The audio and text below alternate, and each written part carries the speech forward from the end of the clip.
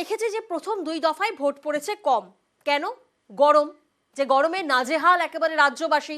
কপালে ভাঁজ এবার নির্বাচন কমিশনের। ভোটারদের বুথে টানতে নির্বাচন কমিশনের এবার একাধিক কৌশল দেখুন।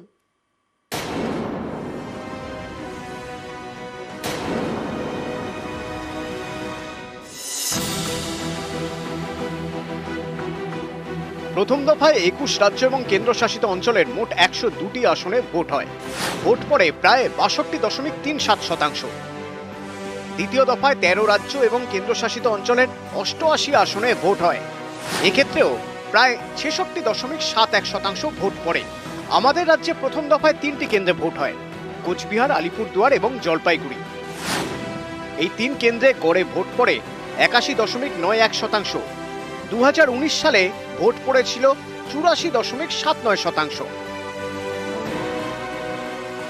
দ্বিতীয় দফাতেও এ রাজ্যে 3 কেন্দ্রে ভোট হয়, দার্জিলিং, বালুরঘাট এবং রায়গঞ্জ।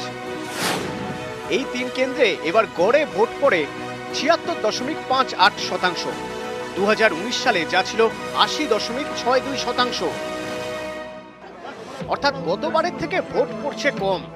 এই পরিসংখ্যানই ভাবাচ্ছে নির্বাচন কমিশনকে। কেন ভোটাররা ভোট দিতে যাচ্ছেন না? অনেকেই বলছেন এর বড় কারণ গরম। এই 2 দফায় দেখা গিয়েছে চড়া রোদের জন্য দুপুরে ভোটের হার কমেছে। উত্তরের ভোটেই যদি এই হাল হয়, তাহলে দক্ষিণবঙ্গে চরম গরমে কি হবে? তাহলে কি দুপুরে ভোট স্থগিত রাখা হবে? কমিশনের ভিতরে এই নিয়েও আলোচনা হচ্ছে। তবে আপাতত হিটকে বিট করতে তৃতীয় দফার আগে সব রাজ্যের সিইও এবং নির্বাচনী আধিকারিকদের বেশ কিছু নির্দেশ নির্বাচন কমিশনের।